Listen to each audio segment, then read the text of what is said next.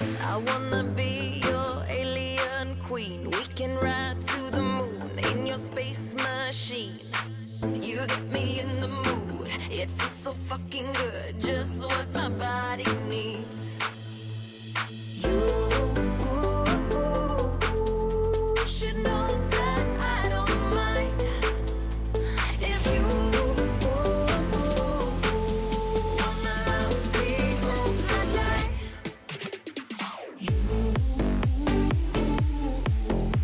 should know that I don't mind if you wanna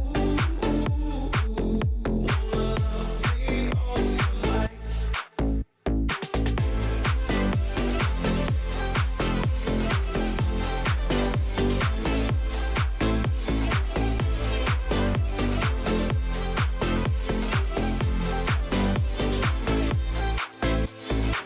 I wanna be your alien queen. We can ride to the moon in your space machine.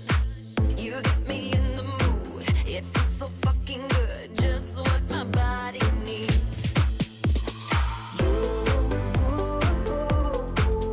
You should know that I don't mind if you wanna love me all night.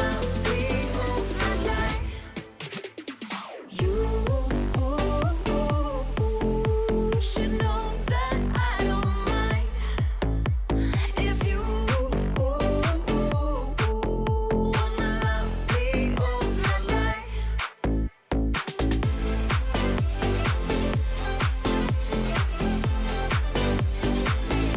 love me all night. You should know that I don't mind if you wanna love me all night.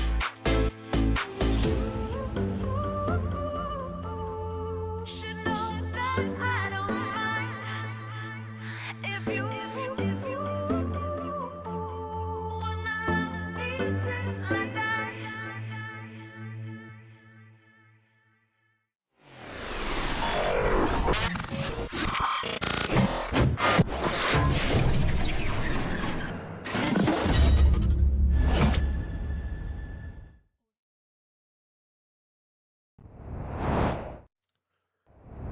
Man, big win earlier for England against Croatia in the World Cup. And as we are live right now, there is actually a World Cup match going on as we speak between Colombia and Uzbekistan. I wish I was as into it as I know some people are. Some people are just like following every game at, all hours of the day. It's pretty exciting to watch some of the highlights. I don't have time to keep up with it all. I need somebody to give me a crash course and everything that's going on with the World Cup. We got to talk about Dynamite. Tonight, we are talking about AEW on the road to Forbidden Door, and we got some really good wrestling on the show.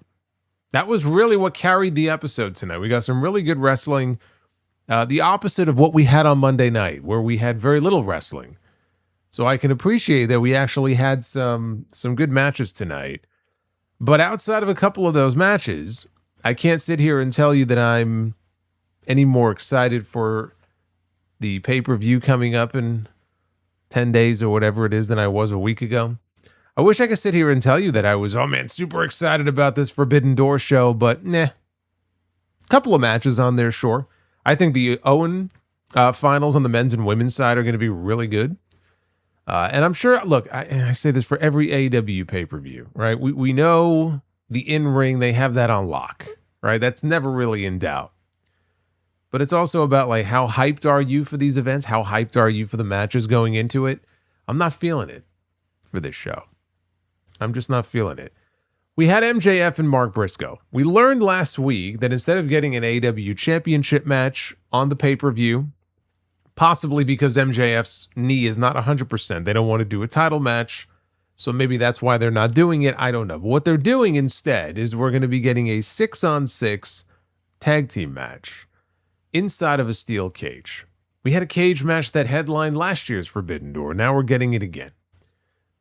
And so tonight, both men were going to choose the members of their respective teams. And not only that, but we were going to get a preview of that match because we got a 12-man tag team match in the main event tonight. So they gave the match away just without the cage. But we learned who the members are going to be. And on the MJF side, it's pretty much who you would expect, right? He went to the Callis family, and so it's populated by members of the Don Callis family. MJF is going to be teaming up with people like Andrade El Idolo, Kevin Knight, Kyle Fletcher, Jake Doyle, right? He's got his men that he is going to be in the ring with, Okada. And then Mark Briscoe is going to have members of the conglomeration, but not all members of the conglomeration. He will also have Konosuke Takeshita, and he will have Darby Allin. And I talked about this last week. It made sense for both of them to be involved, given that Kevin Knight and Kyle Fletcher are going to be in there, so they will be a part of that match as well. And so, again, we got a preview in the main event tonight, which went about the way that you would expect, because I think everybody pretty much realizes that Mark Briscoe, of course, is going to get his championship match, which means his team has to win at Forbidden Door. They didn't have to win tonight. You've got to at least create the illusion that for all of this tension between MJF and members of the Callis family, like Fletcher and Andrade, that they can work together as a unit. You have to give people the impression that they can put their differences aside long enough to potentially win the match at the pay-per-view. That was the entire purpose of them doing what they did tonight. So they want to show you, oh, look, yeah, they can coexist, right? Can they coexist? The answer is yes. They were mostly able to coexist tonight. That will not be the case at Forbidden Door. Mercedes Moné, she is going to Forbidden Door. The only question is, who's she going to be in the ring with? Gee, I wonder. Oh, I don't know. I'll take a wild guess. We won't know until Collision. But it's going to be Mercedes and Athena at Forbidden Door. Mercedes, in the meantime, tonight went in there with Hazuki. And the two of them had a great match a couple of years ago. So this was the first time I think that they've been in the ring together since 2024. They went out there, they got over 20 minutes in this semifinal match, and they tore it up in the ring. There were moments in the match where the camera cut to a close-up shot of Mercedes, and she looked like she was just death warmed over, like she was getting her ass kicked here by this woman. But again, it went the way that you would expect it to go. That was the best match on the entire show. And then we had a face-to-face confrontation between the two men who we know will be in the finals of the men's Owen at Forbidden Door. And this was also really good stuff between Swerve Strickland and Will Ospreay. Those really were the highlights of the show tonight. A really good promo segment with those two, wrapped up by, or wrapped up in a couple of really good wrestling matches. But as I sit here and we talk about Forbidden Door, we're on the road to Forbidden Door. Again, the bloom is off the rose, and the bloom has been off the rose for a while now. These shows just seem so pointless. Actually, what I was expecting is coming out of Dominion this past weekend, that maybe we would have some New Japan announcements about more New Japan talents that are going to be, involved in the show. We got nothing tonight. The only announcements that we got tonight were Cope and Christian, who were back on the show, are going to be defending their tag team titles against the Dogs, right? I mean, the announcements that we got tonight were AEW announcements. Jon Moxley and Bandito for the Continental title. There was nothing concerning CMLL. There was nothing concerning New Japan. It's just very weird. And this was, I feel like it was the same way last year, where it was mostly AEW stuff. But in order to justify calling it Forbidden Door, again, Tony feels compelled to okay, we'll include some talents from here and there because we have to justify the concept somehow. But, it feels like an AEW show. It feels like any other AEW show that you would get any other month.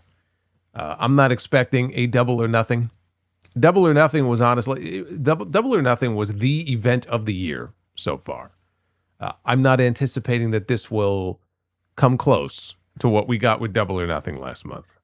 Certainly my interest level is not where it was a month ago.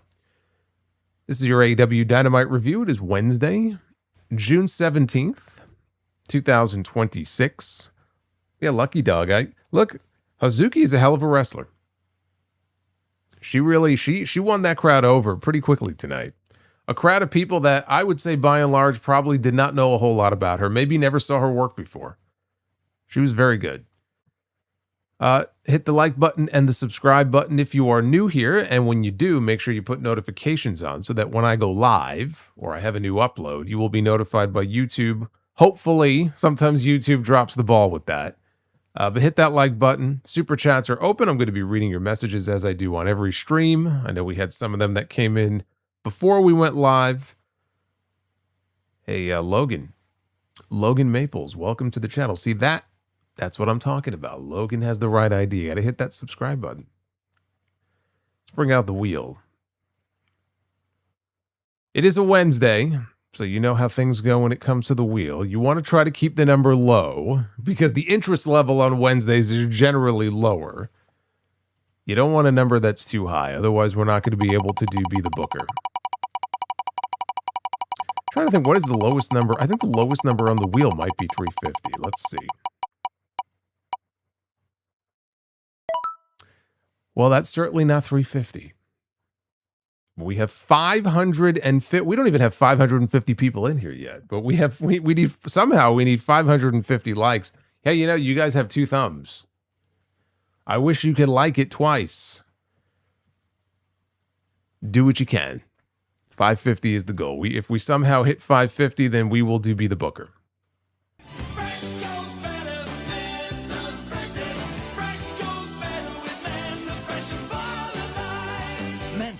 The Fresh Maker. Always got to have your Mentos on hand. Bobbert, he knows. See, I'd love to just sit here and pop one of these, and then all of a sudden we find a way to hit 550 on the wheel. It's not really how it works. But you always got to keep these on hand. I always have a pack of these, just in case. Don't forget your Mentos. Yes, vote early and vote often. So Dynamite came on the air tonight. We were backstage with Lexi Nair. Renee was not there tonight for whatever reason, but she was backstage with MJF and virtually the entire Don Callis family. I'm pretty sure the only people who were missing, Wardlow's been missing for over a year now. But I think the main people missing were Mark Davis, Josh Alexander, and Hechicero. I don't remember the last time we saw Hechicero on one of these shows. I don't know if there's a visa issue there. There have been reports about visa issues and that being the reason we haven't seen people like Commander and the Beast Mortos. But yes, those are the only men I believe who were missing. Otherwise, they were all back there, including Don Callis himself. MJF was there. MJF said that he doesn't like Kevin Knight, but he respects Kevin Knight. He's not afraid to stab people in the back to get ahead. And he kind of looked over at Kyle Fletcher as he was saying that Kevin Knight had the most talent as far as all the prospects in wrestling. Fletcher didn't like that very much. And then he turned to address Swerve Strickland, saying that power. That's all Swerve ever talks about when he's out there. Power. What do you have? Tourette's? Power. So he said, win the Owen, and then come take this championship if you want power. If not, go swerve right off a bridge. And he also is saying that he is hoping Will Ospreay somehow he wins the Owen and he's the one who gets the championship match at Wembley Stadium so that he could break his neck. Told Kenny Omega to hop off his kosher pickle. He'll never get redemption. And then he asked Don Callis, how many times have I beaten Kenny Omega? And Don Callis tells him twice. And he says that Omega is nothing but a mortal who will never get redemption. As if they couldn't make it any more obvious here. It wasn't too subtle, I would say, here in this promo as far as what the main event of that pay-per-view next month should be. Hint, hint. MJF said that everybody that he just mentioned was a star, unlike Mark Briscoe. And the fans love him because they feel sorry for him because his brother died, which is horrible. But he's delusional for thinking that he has a shot at winning the AEW World title. So Don Callis, he names the members that will join MJF in this big cage match, as well as the main event tonight here on this show. These are the members that will partner up with MJF. And he mentions first up Kevin Knight. He mentions Kyle Fletcher. He mentions Jake Doyle. He mentions Kazuchika Okada. And then much to Andrade's surprise, He mentions Andrade El Idolo, who does not seem terribly enthusiastic about being a part of all this. And so, again, we were going to be getting this main event later in the show. Trent Barretta was in the background, and he looked crestfallen. Like, he actually thought he was going to be selected for this match, and he was very disappointed when he wasn't. He kind of lingered. After everybody left, he was sort of lingering in the background. I don't know if that's leading to anything, but could be something just to keep an eye on. But yeah, Andrade was not happy. And again, Callis had to calm him down and say, look, it's all about the dinero, and you're going to get your shot. You just got to be patient. You got to do this, okay? You got to be his partner.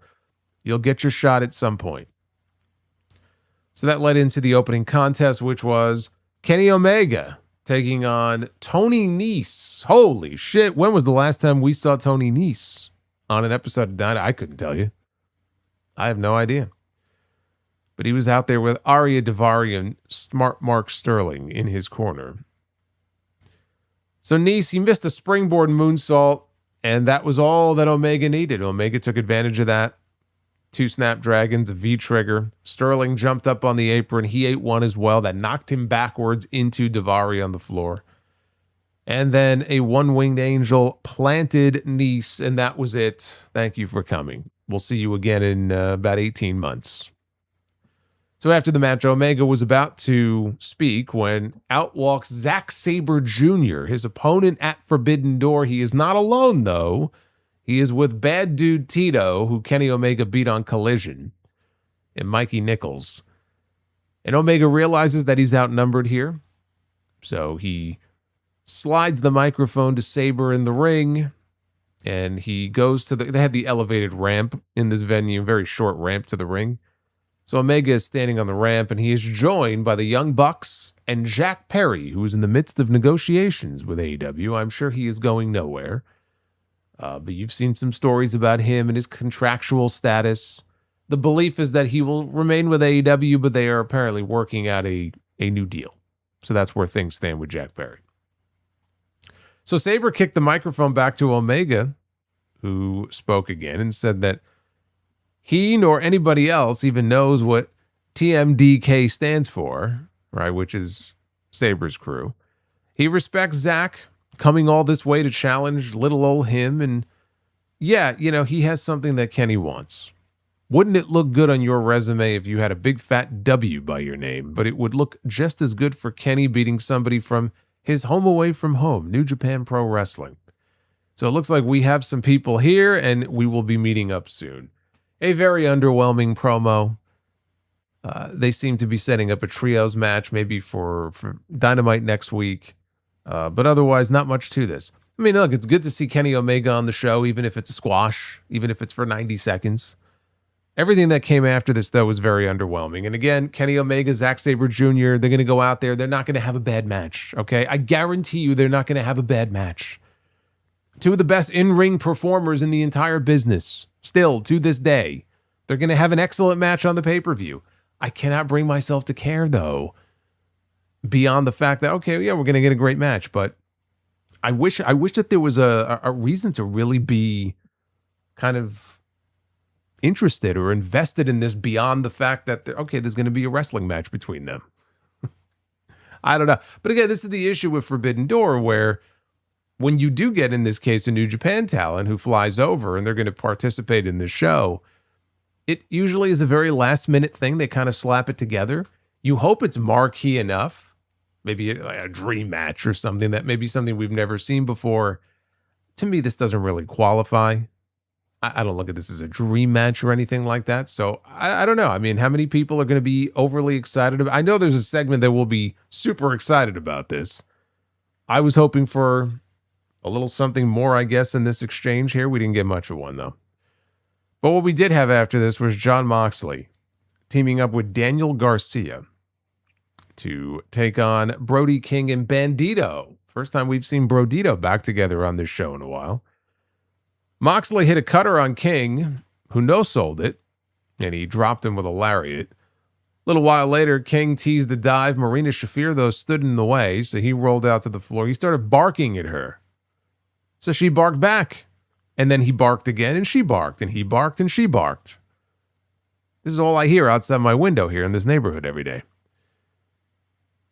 So the Death Riders, they isolated Brody King through a picture-in-picture break that they took here. And after the break, he was able to fight his way out of things with a double clothesline. Bandito tagged in.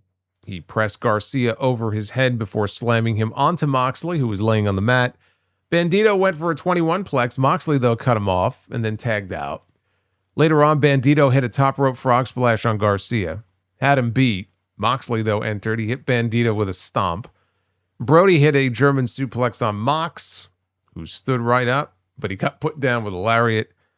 And Bandito hit a 21-plex on Garcia at the exact same time that Brody hit a suicide dive out onto Moxley. And they followed the dive, and we missed the finish. So he hits the 21-plex, but we never actually saw it, which was certainly a choice by the production team here. And he got the pin. And so Brodito picks up the win over the Death Riders. They gave these guys a lot of time. They gave them over 20 minutes for this, something like 22 minutes. Not too surprising when you think about the fact that we didn't have a lot of matches on this show. The ones that we did have outside of the Omega one were very long. They were very long. They were usually 20-ish minutes. I think this match, the Owen match with Mercedes, were about the same length. And then the main event, I think, was a little less. The main event was like 17 or 18 minutes. So we didn't get a lot of matches on the show. Kind of makes sense why these would get more time. With that win, though, in the back later, Brody and Bandito were being interviewed. Bandito was all hyped up. He's all amped up. He said he wanted to challenge Moxley for his Continental Championship at Forbidden Door. Death Riders show up. Moxley tells Bandito, you do realize that means it's Continental rules, which means no Brody King, no Death Riders, right? Nobody will be with us at ringside. And Moxley tells him, shoot your shot. And we were informed later in the show that Tony Khan made it official. It will be Jon Moxley defending his championship on the pay-per-view against Bandito. Yet another match that I'm sure is going to be very good. I mean, Bandito was so much fun, you know. And not for nothing, Moxley's had some bangers as well this year, and not just this year, even going back to the Continental Classic, Bandito is one of the best in the world. Every time I watch Bandito, I don't think I've seen a Bandito match that isn't just fun, that isn't fun to watch. So I'm sure it's going to be good, but it just kind of falls out of the sky. It's like, okay, I guess now we're getting Jon Moxley against Bandito at the pay-per-view. Sure. Why not? Backstage, we have Kyle Fletcher and Kazuchika Okada, Proto Okada, are in the back, saying they haven't forgotten about the international title, even though they're teaming up with MJF tonight and again at the pay-per-view. But they both know somebody who won't be teaming with Mark Briscoe. And the camera pans down and we see Tomohiro Ishii laid out at their feet. They wish Briscoe good luck finding another partner and say that they will see him later tonight in the main event. Big Tom has been taken out here. Oh heavens, what will Mark Briscoe do without Big Tom in his corner? Stay tuned to find out. We'll go through the teams again a little bit later. Tommaso Ciampa, he was seated backstage. Says he doesn't need 1,004 reasons why he hates Chris Jericho. He can give him one. He used to respect the Lionheart, the guy who took over New Japan Pro Wrestling, first ever AEW World Champion. That guy was the best. 2026 Chris Jericho, though. The jokes, the puns, the desperation. He hates every bit of it. That guy needs to stay the hell out of Ciampa's world, but if Jericho has it in him and thinks that he's worthy enough, then let's dance. Ball's in your court. Don't drop it. The segment between them in the ring last week I thought was fucking terrible. That forced, childlike comedy, calling him Tommy and talking about Tommy's mommy. Like, what a fucking terrible segment that was. This was very straightforward. I mean, not much to it, really. Jericho, there was a segment later in the show with Jericho where, basically he's not going to say no, of course. The only question is, do they do it at Forbidden Door? I assume they do it at the pay-per-view. I wouldn't think they want to leave Jericho off the show. But if they do it there, it's just another example. Like, it's an AEW match. And again, it just goes to the whole Forbidden Door thing. There's nothing Forbidden Door about this. So if they do it on the show, it's just another in a long line of examples of this. The Dogs were about to make their way out, and something that they have taken to doing is bullying production staff as they make their way out to the ring. Only this time, they tried to bully one of them, but it wasn't a production staff member. It was Adam Copeland. He had his back turned, so they didn't realize it until he turned around. And Christian Cage was there as well. They got laid out a couple of weeks ago on TV by these guys. So this was their big return. I don't know. I wasn't expecting them back this quickly. So I'm glad they're back. You know, they won the tag team titles. They shouldn't then turn around and disappear for weeks on end. So anyway, they started beating up the Dogs. They fought them out to the ring. They were about to lay out Clark Connors with a double spear. David Finlay, though, pulled his partner out to safety, and the Dogs bailed through the crowd. So Christian said, you know, after what happened a few weeks ago, and they won the AEW tag team titles, people expect him to say something very unsavory about, you know, one of their family members. But they're wrong. Even he has standards, and the crowd booed. They booed standards. Wrestling fans have no standards. Cage said, though, still, he's never seen a tag team named after their mothers before, which, see, that I kind of like. Copeland said the Dogs are them from 30 years ago, so they understand wanting to make a name off their reputations, but don't realize that Cage and Copeland, they are their learning curve.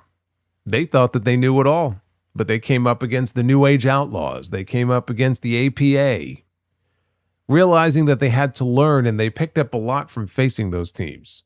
It's very simple. At Forbidden Door, they're going to use their old man strength, their knowledge, and their grumpiness to make sure that when the Dogs enter their house, they will walk out as broken, untrained pups. Tag team title match, by the way, is now official for the pay-per-view. The Dogs will get their shot against Cope and Christian. See, at this point, we're just waiting for the New Day to show up and shake things up in the tag team division, maybe even the Motor City Machine Guns. Don't forget, you know, you give it another, 4 or 5 weeks, there's going to be a bunch of 90-day clauses that are going to be coming up. There's going to be a lot of free agents all of a sudden. Some of them are going to be right here in this tag team division. We're just biding time, basically, until we get there. We got footage of Starlight Kid from Japan, and they showed her cutting a promo on Tekla, who she will be challenging at Forbidden Door for the AEW Women's World Championship. And this feels like a Forbidden Door match, right? This is more in line with the spirit of Forbidden Door. And they made it a point, the announcers did, to mention the fact that in the past, she has beaten Tekla. In fact, I think she's beaten Tekla twice in the past. So we go to comments from Tekla. She's sitting backstage talking about how she did all that dojo life, the same dojo life that made Starlight Kid a star, but it got Tekla kicked out of Stardom. Tony Khan has said that Starlight Kid is his favorite wrestler outside of AEW. Tekla doesn't care about that. All she cares about is the belt around her waist. Spitting on the Stardom logo is just the beginning of what Starlight Kid could be offended by, as she'll take her mask off and spit right in her face. She's going to hock a loogie and spit right in her face at Forbidden Door. For those of you who are not familiar with Starlight Kid, she is very good. I can't, off the top of my head, point you to any one specific match. There was a match I think I saw once. I don't remember how long ago it was. I want to say it was her and Azumi. That was really good. But she's very talented.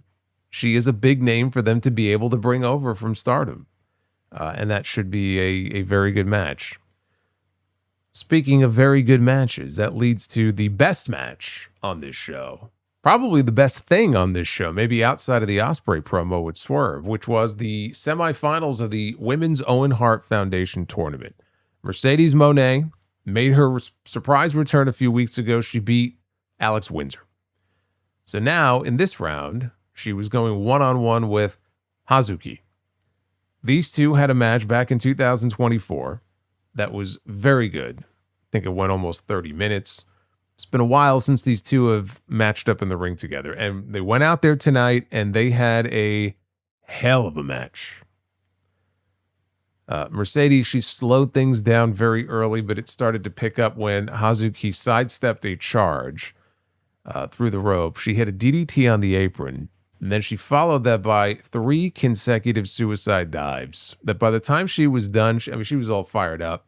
The crowd was getting fired up. She went up top, shotgun drop kick, only for a 2 count, but she transitioned into a crossface. Mercedes was able to fight to the ropes. She then countered a suplex into 2 of the 3 amigos before sending Hazuki through the ropes. She hit a Meteora from the ropes to the elevated ramp, and they actually took a second commercial break at this point. That's how much time this match got. So even more Meteoras after this from Mercedes. You know, she spams that move about as much as the Young Bucks and the Usos do with the super kick. I would imagine those knees are not going to feel too good in 20 years. When she's wrapping up her career. I mean, it's not uncommon to see 7 or 8 different Meteoras from Mercedes in a match. So she was spamming the Meteoras here. Finally, she missed one because she went for it again. And Hazuki took over. She hit a lung blower. She landed a top rope senton for a near fall. Again, she transitioned quickly into a crossface. And Mercedes was able to escape. So Hazuki spiked Mercedes with a spinning DDT and then a brain buster. And Mercedes very wisely rolled out of the ring to prevent the pin attempt. So the time that it then took Hazuki to get her back into the ring, it gave Mercedes a chance to go for a lung blower that led to a whole bunch of back and forth pin attempts. Mercedes, she wrenched Hazuki down to the mat very violently into a statement maker. Hazuki was able to roll into a pin attempt, though. Mercedes hit a backstabber, but Hazuki slid through a Mone maker into another near fall. Back and forth, these 2 women were going. Finally, Mercedes got another backstabber. Statement maker applied, and Hazuki tried her best to hang on and fight out of it, but ultimately she was forced to tap out. And Mercedes Mone, to the surprise of no one, I'm sure, is going to the finals of the Women's Owen Hart Foundation tournament in just a couple of weeks. This is my second favorite match of either tournament so far. After the Will Ospreay Mark Davis match that closed Dynamite a couple of weeks ago, this right here, this is number 2 for me. I just thought this was tremendous stuff here from these 2. They got a lot of time. Again, the same as the opening tag team match. 22 minutes, somewhere in that range. Mercedes generally, she'll get what she wants. I remember, was it Statland? It might have been Statlander or World's End a couple of years ago. They got like 25 minutes, and they said that was the longest women's match in AEW history. And it's not surprising to me that it was a Mercedes Mone match, because I'm sure she goes to Tony Khan and says, look, this is how much time, that I want, or this is how much time that we need. Tony gives it to her. Because she goes out there, when you give her time, especially with the right person, she goes out there, she has these killer matches. And so this was no different. They had plenty of time. It started slow. It built. It was very impressive that the people were able to get behind, Hazuki as much as they were able to, because again, I'm sure many of them have no idea who this woman is. Or maybe they've heard the name, but they're not really super familiar with her work. I know some of the sickos are. But she had the crowd, won over here in this match. And they just work well together. They just gel well together. But the outcome here was never in doubt. So now we look ahead. And on Collision this coming weekend, it's going to be Athena on the other side of the bracket wrestling Maya World. Maya World had a nice story last week, as sad as it was. Her brother passed away. She was not supposed to be in that match. But Sari was not medically cleared. She had brought her tag team partner along with her from Japan. She was going to sort of pinch hit for her, but Tony Khan made the decision to go with Maya World. She went out there with Sky Blue. They had a very good match last week, and Maya World pulled off the big upset win. So she gets to go at least one more round deeper into the tournament, but her tournament run should come to an end this weekend. I mean, I'm glad that she's getting the opportunity to go out there. I think they're in Texas. And Mercedes is, not Mercedes, but Athena is from Texas. Maya is from Texas. Should be a good match, but the only match I want to see at Forbidden Door, it is not Maya World against Mercedes Moné. It is Athena against Mercedes. We got it one time on Dynamite over a year ago. It was very good. And now you put them in the ring on a pay-per-view in a tournament final, and you probably give them at least 20 minutes. They're going to have a fucking kick-ass match. And yeah, I'll save the Forbidden Door predictions for later on. I would not make any assumptions that Mercedes has this under lock and key. I don't see it that way. I think it could very easily, there is a scenario in which it could very easily swing the other way. But that is the match that I want to see on that pay-per-view. The other match I want to see on that pay-per-view is the men's Owen Hart final. We got those two men in the next segment here, Will Ospreay and Swerve Strickland. If that match I just talked about wasn't the best thing on the show, it was because this was. But these two segments back-to-back were the best parts of Dynamite tonight. Tony Schiavone is in the ring. He welcomes Will Ospreay out, and he congratulates him on getting married because this past week, Ospreay got married to Alex Windsor. Now, they never mentioned her by name, even though they've shown them together on screen. But yes, they are now officially husband and wife. And Ospreay said that, he was supposed to be on his honeymoon. But his wife said, look, we can go to Hawaii whenever we want to. Right now, you need to go chase your dream. So he said that he took her upstairs and he smashed the life out of her. And then he told her to clean yourself up because he's got to go to Houston. See, now there's a visual I did not need. That's a visual that wasn't needed for yours truly. That led to Schiavone introducing Swerve Strickland and Prince Nana, who came to the ring. Nana basically kicked Schiavone out. And Swerve said it's been almost a year since he even spoke with Ospreay. No texts, no calls. And he said that he doesn't like what he's seen. He's changed. Ospreay said nothing about him has changed except his hair, while something about Swerve has changed, the way he's looking at him. So do we need to have a chat about something? Swerve said we do. Everything we fought for last year against the Death Riders. Only now I see you every single week here at these arenas playing Booty Boot Camp backstage with Jon Moxley. Ospreay never even gave a reason why. Yes, bruv. Better than Jelly Roll and Kit Wilson's well, that is for damn sure. That's another visual I didn't need. Fucking Jelly Roll and his... You remember... I hate to even bring this up. What did he talk about in his slam poetry? The rolls of fat that he would drape over... Oh my God, I'm just gonna fucking dry heave again. Yeah, I'll take almost anything over that visual. I actually curse you for reminding me. Bruv. Thank you, bruv.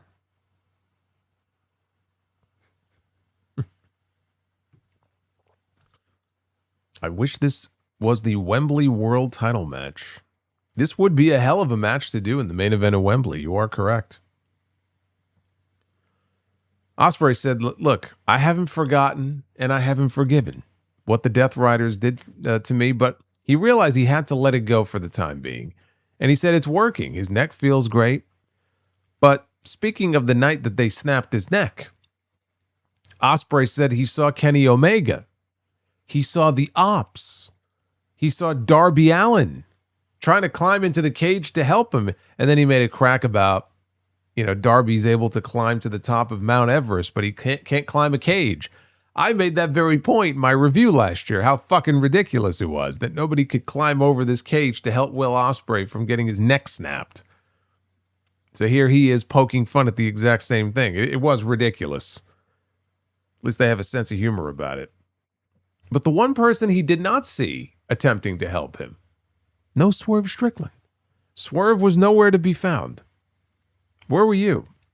But he understands Swerve tore his knee up. He tore his meniscus. They took the Young Bucks out of power last year at All in Texas, and he said that he needed help to get the championship off of Jon Moxley and onto Hangman Adam Page. Strickland didn't help, though. Will ended up in a hospital that night, and he saw the footage, and then Swerve came out to help. And Will says that when you're his brother, he expects that you're going to run through a brick wall for him. That's what he would do for the other person as well. And he says, "Where were you?" Swerve goes to speak. Ospreay just smacks the mic right out of his hand. And he says, on second thought, I don't want to hear it. He says Swerve is looking for redemption, but this is his dream, bruv. This is my dream, bruv.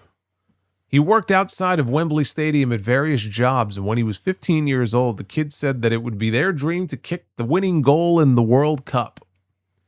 Now Ospreay is one step closer to kicking that game-winning goal at Wembley Stadium.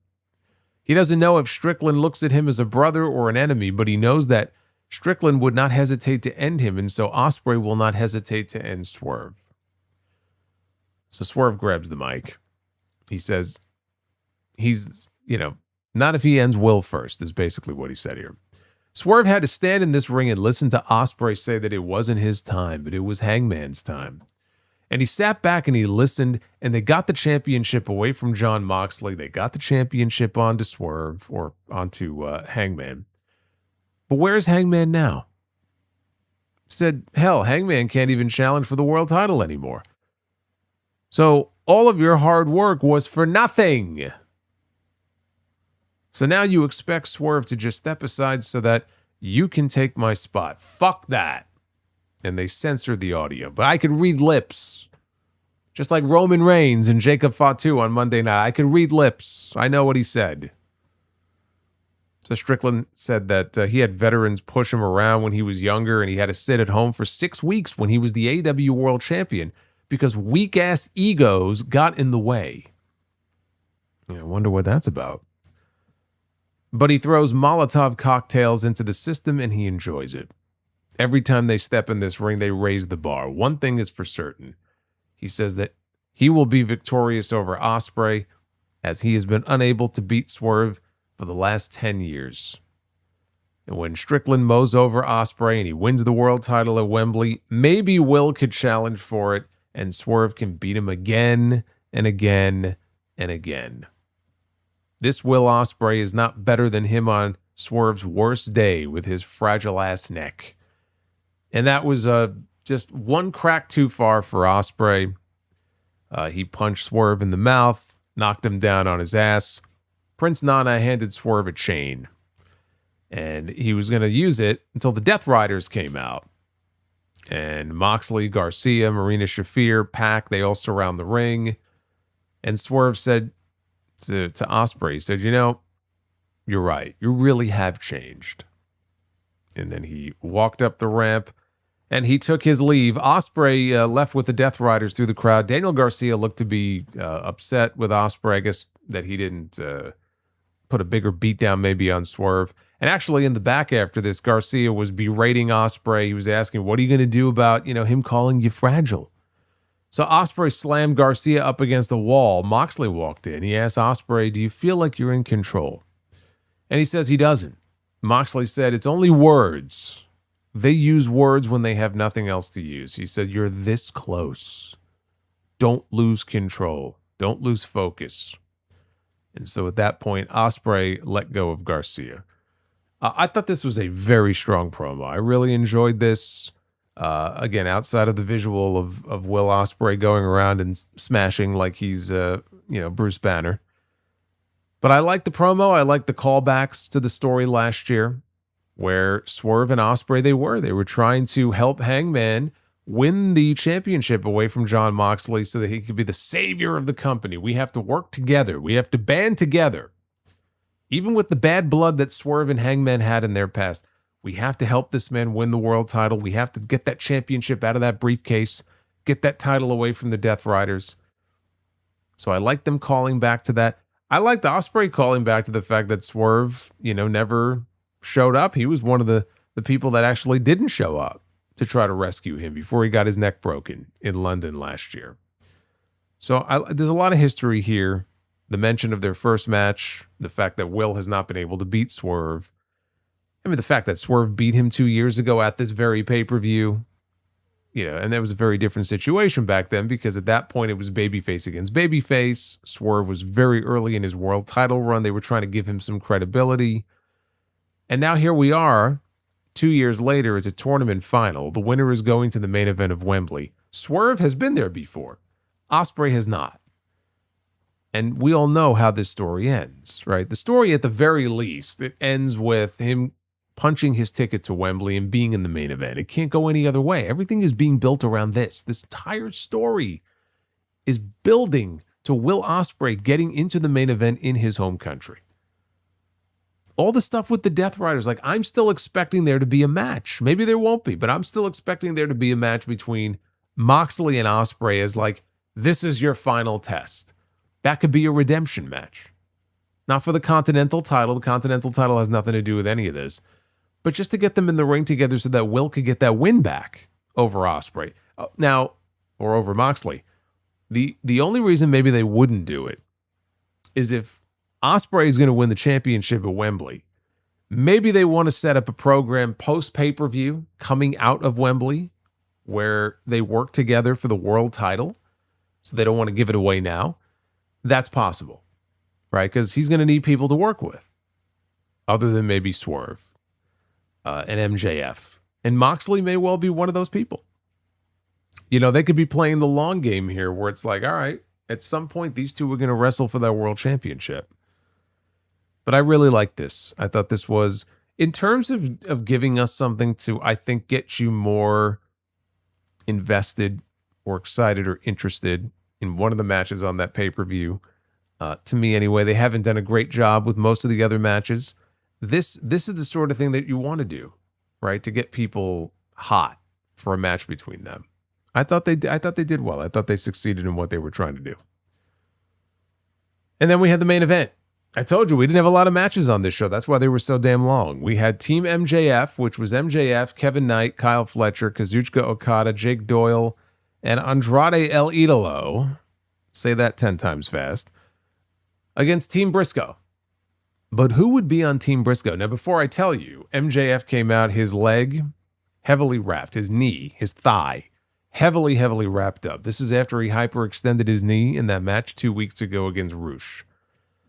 So whether it was just for added effect or his leg is still that fucked up, that's the story that they want to tell going into the pay-per-view. They drew attention to it on commentary.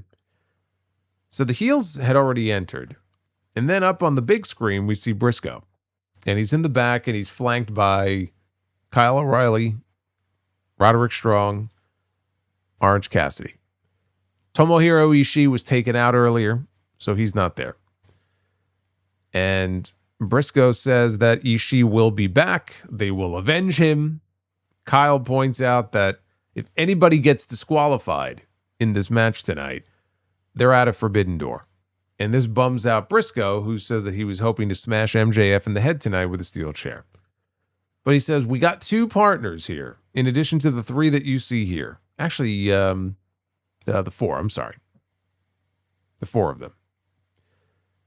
Number one, friend of theirs, the reigning international champion, somebody who can't wait to get his hands on Kyle Fletcher and Okada, Konosuke Takeshita. So he walks in. And he walks in and he says that, what did he say about Fletcher? I think he said that with Fletcher, I want you or I want a piece of you. But then Okada, he said, I hate you. I think that's what it was. The final member of the team is going to be the man who really can't wait to get his hands on Kevin Knight, even more than MJF. And that is the former AEW World Champion, Darby Allin. And Darby comes in, he says, I've heard that shit about the glass ceiling my entire life. And we're going to go out there, we're going to beat their asses tonight. We're going to beat their asses again at Forbidden Door so that Briscoe gets his shot at the AEW World title. And so we got a match here. Jake Doyle actually got more shine than any other single person in the entire match. And the announcers even brought up how dominant he was being. Late in the match, Doyle was holding Darby. They had worked their way over to the stage where the announcers were.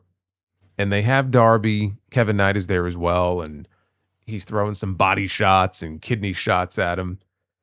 Doyle and Knight then toss Darby off the stage, off the ramp. Darby hits the ring post on the way down, and it spins his body as he crashes down to the floor. He just had to put a little something extra on that bump there. So that took care of him. We didn't see Darby again after that. In the ring, Briscoe hit MJF with a J Driller, dropped him right on his head, but Don Callis got up on the apron to distract the referee before he can count the fall.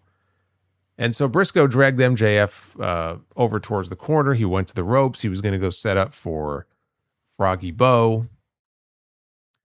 Yeah, Roderick, that's a good point. That's kind of what I was alluding to before. It could be that Moxley is going to want a shot at the championship as a favor for all the help that he has been providing to Will Ospreay. So they may want to save that match for after All In.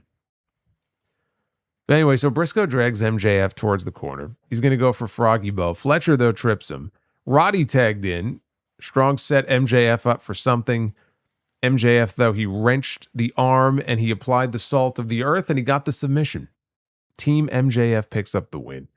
After the match, the heels worked over the baby faces. MJF put the Dynamite Diamond ring on his finger. He wanted Andrade to hold Briscoe.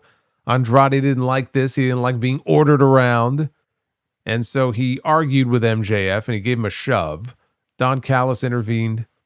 Finally, Andrade held Briscoe and MJF hit him in the head with the diamond ring. And with all the baby faces splattered about, the heels celebrated victorious, and that is how the show went off the air.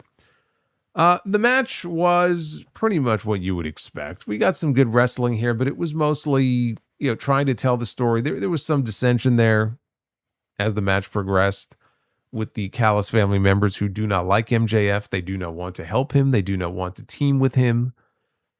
It didn't matter in the end. Heel still picked up the win. Kind of a wild match. It's going to be even wilder on the pay-per-view because you're putting him in a cage. Now, in the past, AEW, the cage they use is huge. Because you think like, man, they're going to put 12 of these guys in one cage. It's not even blood and guts where you have two rings. But from my memory, they use a pretty big cage. So I'm sure it's not going to be an issue, but you're still taking 12 guys and putting them in a cage. At the end of the day, it's going to be a clusterfuck. And in a cage match, there's no rules. So, people are going to bleed. There's going to be weapons. I mean, you know what to expect. Just take a look at what they did last year. That was lights out, I think. This is not, but it's going to be the same thing. It's going to be. So this was a tamer version of what we are going to get on the pay-per-view on the 28th. It was fine. It was not the best match of the show. It was not my favorite match of the show, but it was fine. A lot of, big names in there as far as this roster is concerned. And the heels getting the win, I mean, come on. You had to see that coming from a mile away because it's going to swing the other way at Forbidden Door. The only way this ends is with Briscoe's team getting the win. So that way he can get his championship match and they can hopefully just do it on Dynamite. At some point in July, they have these themed episodes of Dynamite. You do it on Dynamite, you get it out of the way. The thing I will say that I at least like that they're trying to do here, if you look at the people who are in this, who were in the match tonight, who were in the match at Forbidden Door, it isn't just like a random collection of people. I mean, Jake Doyle being in there, sure. But it isn't really just a random collection of people. You do have different stories, at least, that are progressing as part of this one match. MJF and Briscoe. MJF is also not well liked by Kyle Fletcher. He's not well liked by Andrade. He's not well liked by Kevin Knight, right? So you got that element, especially the Andrade element. You have that element going on. Is that going to cause issues between members of the Callis family? Is Andrade going to, be at Kevin Knight's throat? We don't know. Andrade feels like he's already got one foot out the door anyway. He's going to be a babyface soon enough. But then you got Takeshita, who doesn't like Fletcher, but he also doesn't like Okada. So you got that going on. You got Darby Allin. He hates Kevin Knight, but he also hates MJF. So there's a lot of that going on, at least, which I like. I'm still just not a fan of lumping, again, everybody together and running back a multi-man cage match. And I really hope this does not become the new annual thing that they do on these shows. But if MJF's knee is not yet 100% and they don't trust him enough, or they don't want to risk it to put him in a singles match, I don't know if we would have gotten this match regardless. My gut tells me no, that you would have just done the title match at Forbidden Door. Just do it there. Just blow it off there. And if you want to take some of these other guys and do some sort of, match or a trios match, I mean, you could always do that. Because I think the direction for, I guess it could be Redemption. But if not Redemption, then Wembley would be Darby challenging Kevin Knight, right? You would think, for the TNT Championship. Takeshita and Fletcher. Again, that feels to me like a Wembley match. But you got this Redemption pay-per-view coming up on the 26th of July. First time they've ever had one of those. I'm expecting MJF and Kenny Omega in the main event on that show. I don't see how it could be anything else. I think you got to do the Briscoe match on TV. That main event at Redemption has to be Omega and MJF. They've dropped too many hints for it not to be. Anything else would be a disappointment. So there you go. I really liked a couple of the matches on this show. And again, if you did not see the promo with Ospreay and Swerve, I would go out of your way to go take a look at that. Outside of that, pretty average episode of Dynamite. It's basically what you would have expected. Let's take a look at the wheel goal was 550 for those who joined late. And we are currently at 358. An admirable effort, but it does not look like we are going to be doing any Be the Booker tonight. So, unfortunately,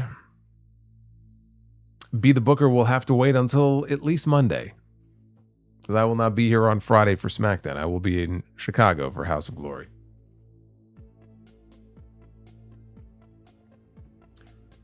BlissFan says today marks 8 years since Alexa Bliss's last world title win. Well, if anybody in the chat would know that, it would be you.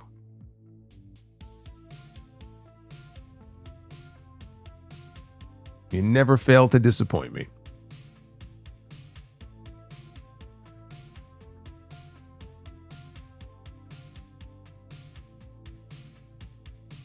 Joseph Stewart, you never fail to disappoint me either.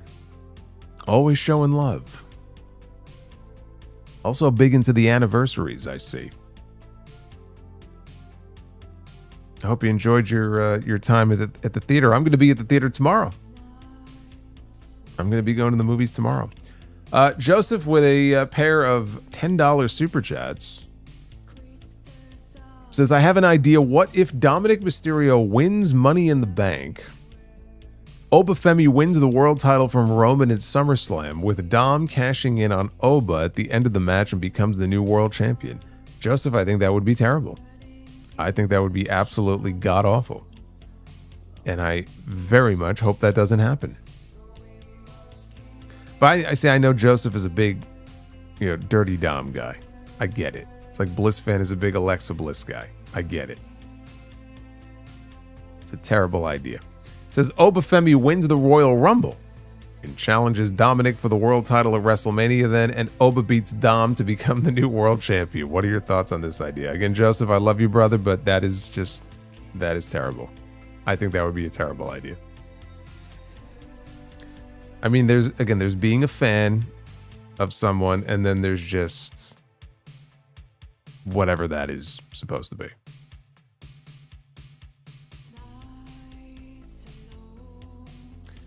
If they made a movie about Undertaker and Kane's characters, which actor do you see playing Undertaker or Kane? I don't know. Who would be big enough to make the Undertaker role work? It would have to be somebody who's close to 7 feet tall. I mean, you could always put lifts in someone's boots, but the lifts will only, lift you so much. You got to have a big guy in that role.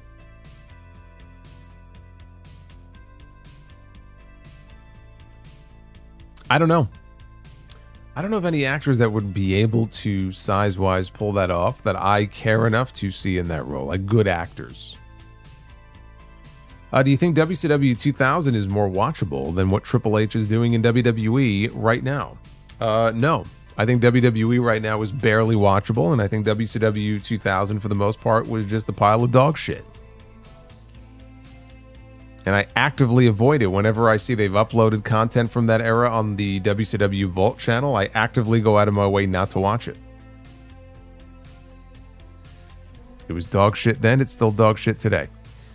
Is Sting versus Hogan in Starrcade 97 the biggest match in WCW history? I don't see how it isn't. Despite how it turned out, the answer is yes. The only other thing that comes close that I could think of is Hogan Goldberg at the Georgia Dome. That would be the closest thing, but Sting and Hogan was built up for a year and a half. So the answer is Sting and Hogan. Top 5 biggest feuds in WCW history.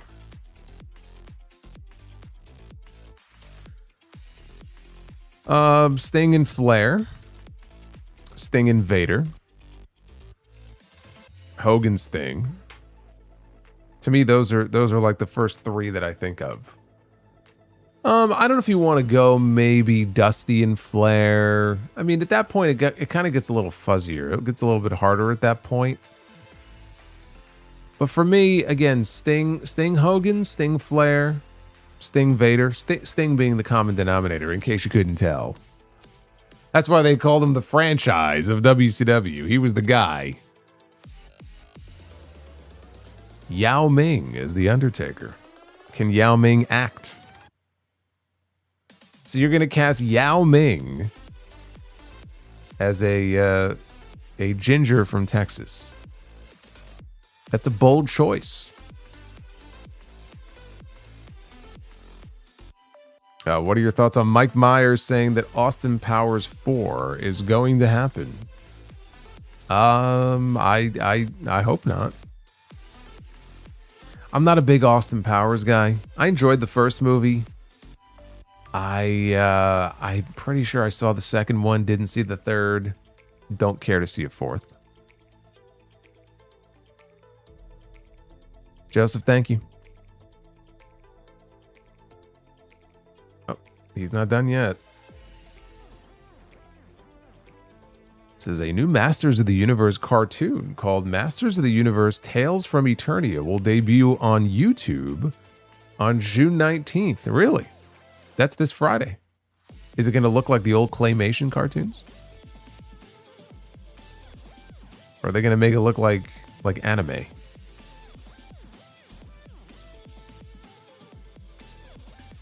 says, I'll be seeing Toy Story 5 tomorrow with my family. Well, enjoy. I will be seeing it tomorrow as well. We may be seeing it at the same time.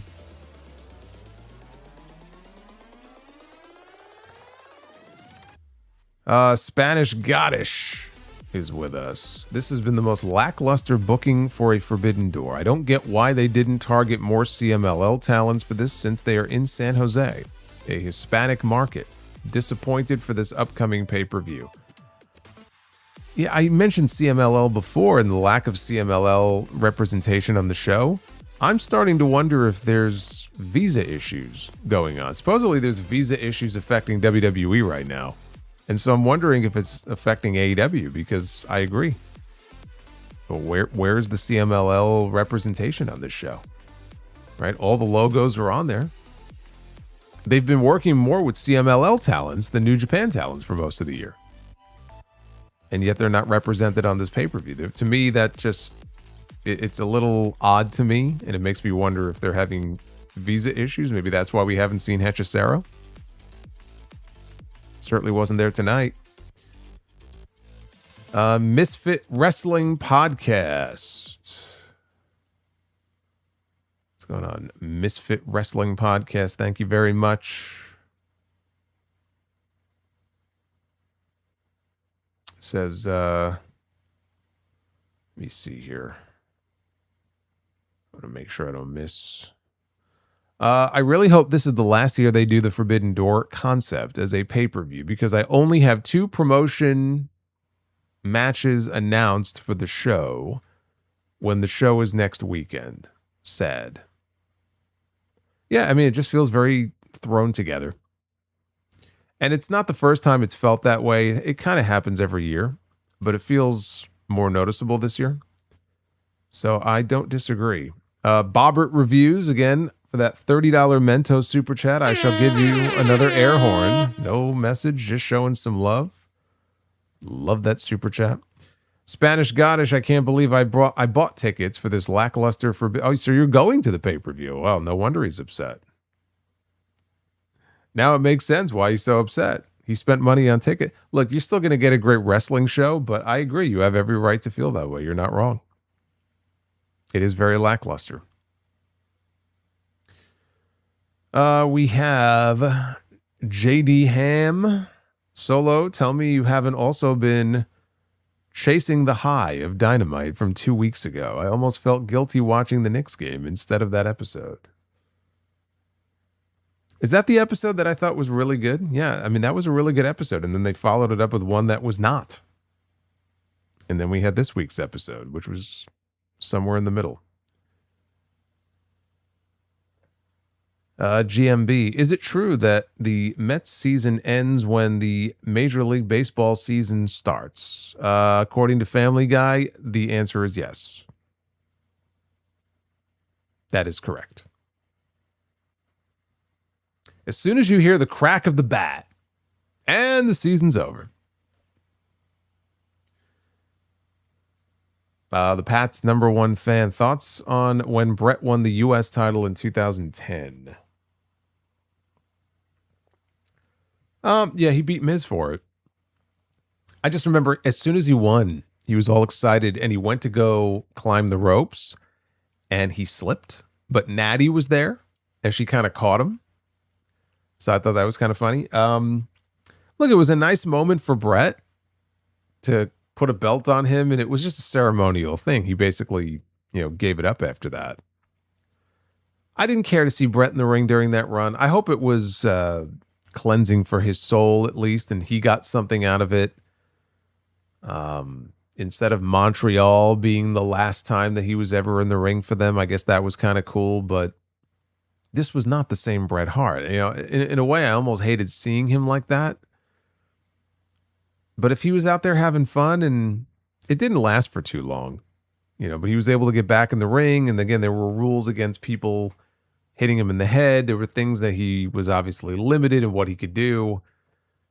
I just, I was a fan of seeing him back. I just wasn't a fan of seeing him back in the ring outside of maybe couple of matches. I mean, when he was in there against the Nexus, he was part of like a big 10-man tag. I mean, that's fine.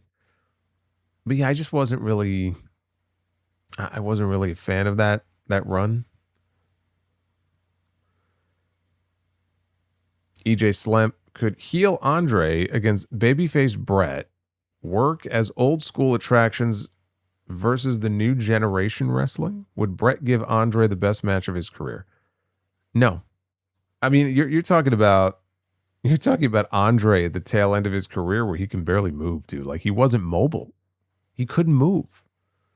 Nobody was giving Andre a great match at that point of his career. I don't care if it's dude, it could have been Ziggler in there bumping his ass off. We could put Will Ospreay in there. You could put 96 Shawn Michaels in there. Okay, you could put Kenta Kobashi. Pick your poison. There's nothing you could do at that point. With that version of Andre, no one was going to get a great match out of him. I don't care who you are, not even Brett. Leo, honest question. Am I delusional for thinking that Kiana James is going to be a future world champion? I don't think you're delusional. I think there's a very good chance that'll happen at some point. Also, I've noticed Kiana and Roxanne Perez are booked pretty similarly in terms of their wins and losses. Really? I mean, I haven't noticed anything. I've noticed Roxanne hasn't won a match on TV since December. I noticed that. But I think the potential for Kiana to be a world champion on either show is that it's not something that's going to happen this year. but I do think the potential is there for her down the road. A lot of it depends on her development. Again, there's no house shows, so she's not working that much. And that's a negative. That's a bad thing. She's at a point in her career right now where she needs to be in the ring multiple times a week. And I don't just mean at the PC. You know, that's very different than being in front of a live audience on the road. She and a lot of these other women, a lot of these other wrestlers are just not, they're not getting that. And so it's kind of like trial by fire on TV. The problem is she's barely in the ring on TV. How are you supposed to improve and get better if you're not getting that ring time in front of a live crowd? And that is the drawback of scaling back so much on the live events. There has to be a happy medium there. So I think it's going to take a while, but I don't think you're crazy for thinking that.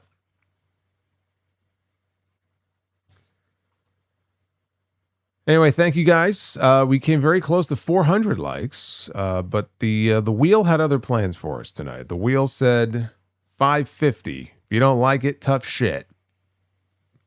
And that just wasn't going to happen tonight. So we will try again next time.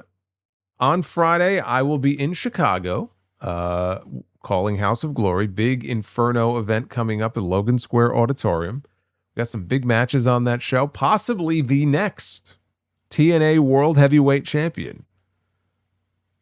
Yes, Nick Nemeth is going to be challenging for the HOG World Championship against Charles Mason. Ricky Sosa, we finally got him. He's coming in to make his debut. He's going to be taking on the Amazing Red, Shotzi and Steph DeLander. I mean, there's a bunch of great matches on it. Mustafa Ali defending the TNA International title on a House of Glory show against Rich Swann. And of course, Ali is from Chicago, so he's going to be the hometown favorite. It's going to be a fun night. HOGwrestling.net for tickets. I don't know how many are even left, but go check and see if there are any left. It's going to be a lot of fun. If not, you can watch it on Triller TV, but I will not be here for SmackDown. So I will see you for the Sound Off, episode 968, which is coming up. Hey, Brian Garcia, welcome to the channel. Welcome, brother. You can go back and watch the review from the beginning and all the other content. I hope you enjoy your stay. But yeah, the next time I'm live here will be Monday night for the Raw post show. We'll try again. It's all we can do with Be the Booker, man. We'll try again and see if we hit the goal. Joseph is back. Just when I thought he was gone, he came back. Look at this. I'm back, Solomonster. I have a question.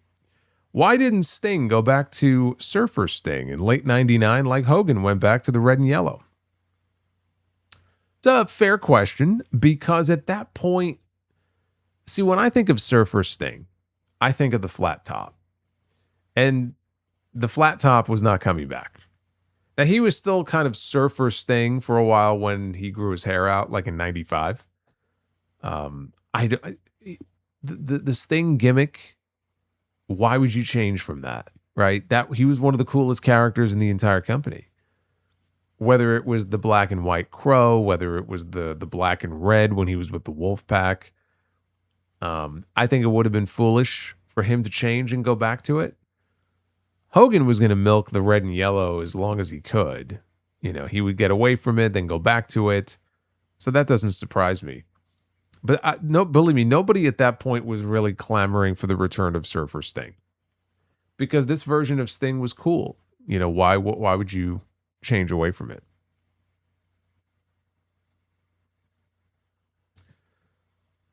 Also, was Sting a bigger draw than Goldberg? No. No, at his peak, Goldberg, as white hot as he was, I mean, he had a shorter run than Sting did. I highly doubt Sting was a bigger draw than Goldberg at his peak. But Joseph, thank you. Thank you for the final questions. Yes, Ricky, thank you for bringing that up. So I mentioned Raw next Monday. Raw is airing earlier again. They're in London. They're in London. Before AEW was in London in August, WWE is in London. And so that's going to be a 2 p.m. Eastern start for Raw. So be aware of that because I'm pretty sure I'm going to do what I did last time, which is go live right after. So Raw goes, 2 p.m. to 4:30-ish. probably 5 o'clock. Next Monday, we'll do an early stream. So if you want to join live, be here early. I think after that, we're back to normal. I think the schedule basically is back to normal after that. I could be wrong, but I think the international tour is basically over after that. But thank you for reminding me. Anyway, be well. Stay safe. Thank you for hanging out with me here on a Wednesday night, and keep supporting all the content. Go check out all the rest of the content from this week. Go check out the Uncrowned Wrestling show that dropped yesterday on the Ariel Helwani show feed and the Uncrowned Wrestling show feed. I got some really cool feedback from some people who had never heard of the Sound Off. They never heard of me before. This was their first exposure to me. And now they say they're hooked. It's their favorite podcast. They're going to tune in every week. I love hearing that. Love it. So if you missed it, go check out the Uncrowned Wrestling show. Congrats to England on your big World Cup win earlier today against Croatia. That's all. I don't know where things are right now with the Uzbekistan-Colombia game. Let me see here. Colombia is doing well. I have been to Colombia. I've never been to Uzbekistan. Don't think I ever will. But I have been to Colombia. I left a piece of myself in Colombia, if you remember that story. Anyway, enjoy the World Cup, and I'll see you back here on the channel very soon and this weekend for a brand new Sound Off. Until then, take care, guys.